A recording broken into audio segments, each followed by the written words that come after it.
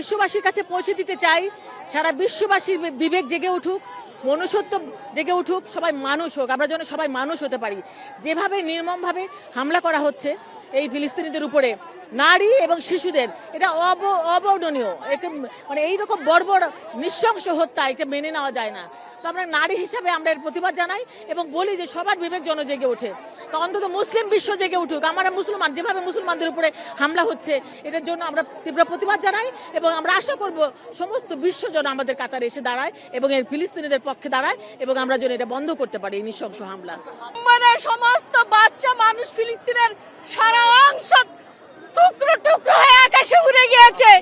আমরা শুধু খালি তাকিয়ে দেখতেছি, আসলে আমাদের কিছু করার নেই। আমরা এই মহান রাব্বুল আলামিনের দরবারে হাত তুলে দোয়া করি, হে আল্লাহ এই ফিলিস্তিনকে সহযোগিতা করেন, এই ফিলিস্তিনের যুদ্ধ বন্ধ করে দেন। আমরা আর যুদ্ধ দেখতে চাই না, আর লাশ দেখতে চাই না। আমার মনে হয় ফিলিস্তিনের সমস্ত লক্ষ লক্ষ মানুষকে মেরে ফেলেছে গাজা।